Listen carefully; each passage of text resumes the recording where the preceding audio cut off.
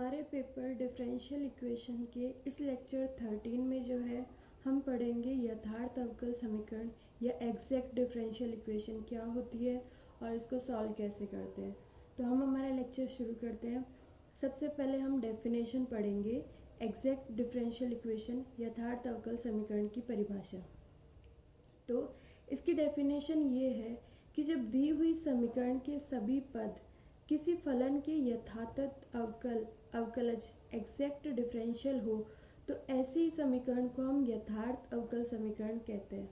मतलब क्या हुआ, अगर आपको दी हुई है फर्स्ट ऑर्डर फर्स्ट डिग्री की differential equation M D X plus N D Y is equals to zero, तो अगर इसके लिए कोई ऐसा function F of X Y विद्यमान है कि जब हम इस function of X Y small F जो फंक्शन है इसका जब हम डिफरेंशिएशन करें तो हमें एग्जैक्ट यही इक्वेशन मिल जाए, तो ये इक्वेशन जो है इसका एग्जैक्ट क्या होगी, डेरिवेटिव।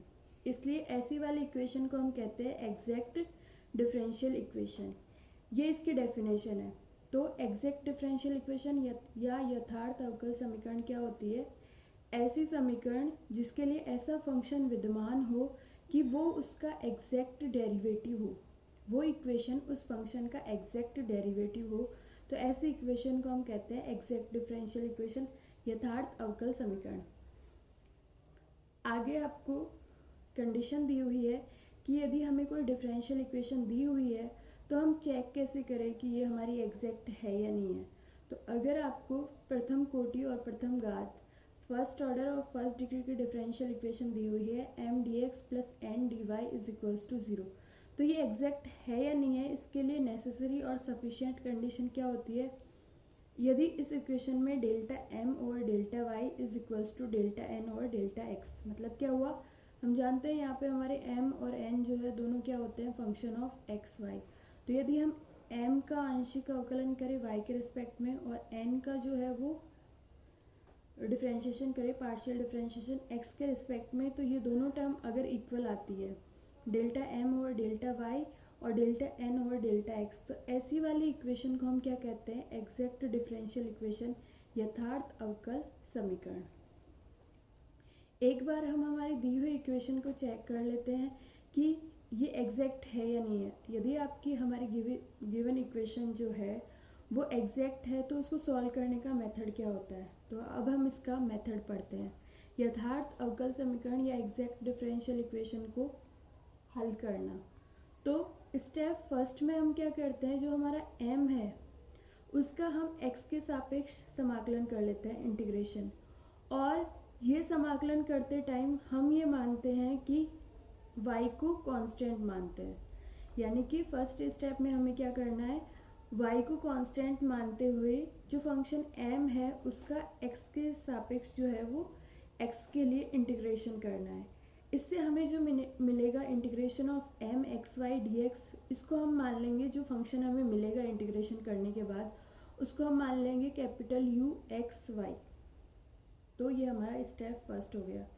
स्टेप सेकंड में क्या करना है, जो हमें स्टेप फर्स्ट में कैपिटल यू फंक्शन मिला था इंटीग्रेशन के बाद उसका वाई के सापेक्ष आंशिक अवकलन करना है, यानी पार्शियल डिफरेंशिएशन करना है, और फिर उसको n में से घटाना है और जो हमें मिलेगा फिर उसका y के सापेक्ष समाकलन करना है। मतलब आपको सबसे पहले जो फर्स्ट स्टेप में कैपिटल U मिला था उसका y के रिस्पेक्ट में पार्शियल डिफरेंशिएशन करना है, फिर उसको n में से माइनस करना है, और ये जो पूरा फैक्टर आपको मिलेगा उसका हमें फिर लास्ट में y के लिए इंटीग्रेशन करना है। ये करने के बाद जो आपको फंक्शन मिलता है उसको हमने कैपिटल V नाम दे दिया।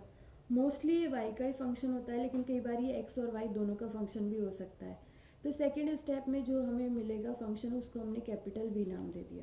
तो स्टेप सेकेंड फर्स्ट और सेकेंड कंप्लीट करने के बाद हमारे पास दो फंक्शन हमें मिले, कैपिटल U और कैपिटल V।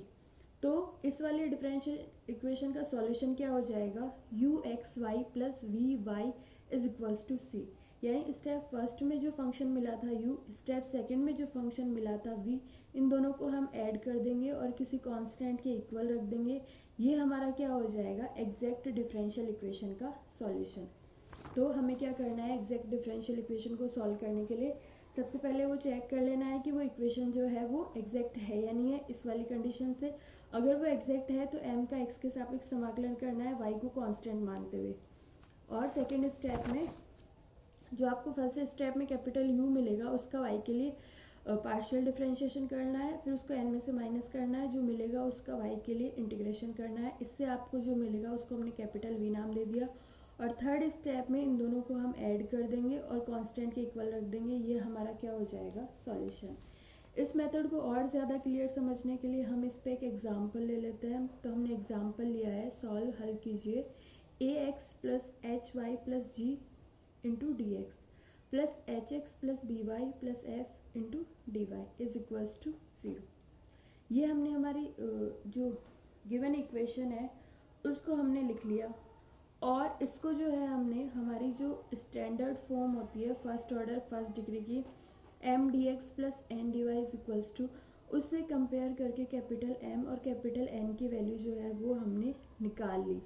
और फिर ये एग्जैक्ट इक्वेशन है या नहीं है, एग्जैक्ट डिफरेंशियल इक्वेशन है या नहीं है, ये चेक करने के लिए हमने क्या निकाला, m का y के लिए पार्शियल डिफरेंशिएशन और n का x के लिए पार्शियल डिफरेंशिएशन।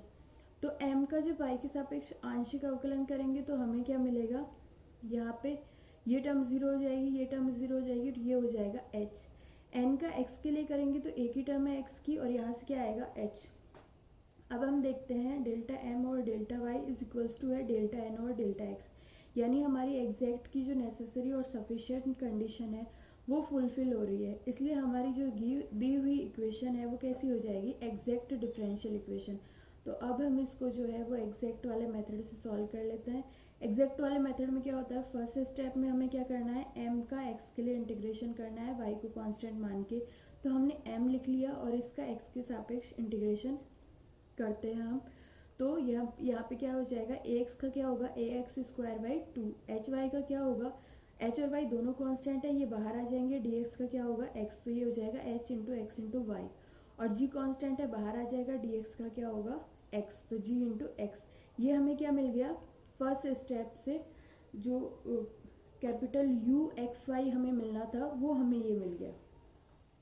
फिर हम सेकेंड स्टेप करते हैं। सेकेंड स्टेप क्या कहती है कि आपको फर्स्ट स्टेप से जो फंक्शन मिला है आप उसका पहले y के सापेक्ष पार्शियल डिफरेंशिएशन करो। तो इसका हम y के सापेक्ष पार्शियल डिफरेंशिएशन करेंगे तो यहाँ पर y की सिर्फ एक ही टर्म है, ये दोनों टर्म y से फ्री है, इसलिए इनका पार्शियल डिफरेंशिएशन 0 हो जाएगा। इस वाली टर्म में y है तो हमारा पार्शियल डिफरेंशिएशन करने के बाद क्या बचेगा, h इंटू एक्स। इस h इंटू एक्स को हमें n में से माइनस करना होता है, तो n की वैल्यू हमने लिख ली, n हमारा क्या है H X plus B Y plus F minus ये जो यहाँ से इसकी वैल्यू आई h इंटू एक्स, ये हमने लिख ली, ये दोनों आपस में कैंसिल आउट हो जाएंगे और हमारे पास क्या बचेगा, बी वाई प्लस एफ। यहाँ तक हमने कर लिया। अब हमारा मेथड क्या कहता है कि हमें ये जो मिला इसका हमें इंटीग्रेशन करना है y के रिस्पेक्ट में। तो ये जो हमें मिला बी वाई प्लस एफ, इसको हमने लिख लिया और इसका हमने y के सापेक्ष जो है वो समाकलन कर दिया। तो हमें क्या मिलेगा, बी वाई का करेंगे तो b कांस्टेंट है, बाहर आ जाएगा, y का क्या होगा Y square by 2 plus f constant है, बाहर आ जाएगा, dy का क्या होगा y, तो ये होगा f इंटू वाई। ये हमें जो मिला ये क्या हो गया, कैपिटल V। तो दोनों स्टेप्स हमने फुलफिल कर ली। तो हमारा आंसर क्या होगा, फर्स्ट स्टेप से जो मिला वो फंक्शन प्लस सेकेंड स्टेप से जो मिला वो function is equals to constant. तो हमने इसको लिख लिया प्लस फिर ये जो सेकेंड स्टेप से मिला इस फंक्शन को लिख लिया और इज इक्वल्स टू कांस्टेंट कर दिया। और इसको आप और इजी करके एलसीएम लेके 2 को उधर करके 2c हो जाएगा, उसको नया कांस्टेंट मान के c डैश इस तरह से भी लिख सकते हो। तो ये आपकी एग्जैक्ट डिफरेंशियल इक्वेशन है और उसको सॉल्व करने का मेथड है। इसके बाद वाले जो एक्सरसाइज है उसमें हम जो है वो कोई दी हुई इक्वेशन अगर एग्जैक्ट नहीं है तो उसको एग्जैक्ट कैसे बनाना है उन सब के बारे में आप पढ़ेंगे। लेकिन इस वाली एक्सरसाइज में आपको दी हुई सभी इक्वेशंस एग्जैक्ट होगी और उनको आपको एग्जैक्ट मेथड से सॉल्व करके अपनी प्रैक्टिस करनी है। तो आप अपने बुक के सभी एग्जाम्पल्स और जो एक्सरसाइज के क्वेश्चन है वो आप सॉल्व कीजिए। और अगर आपको कोई भी प्रॉब्लम आती है तो आप व्हाट्सएप या फिर यूट्यूब पे कमेंट सेक्शन में जाके पूछ सकते हैं।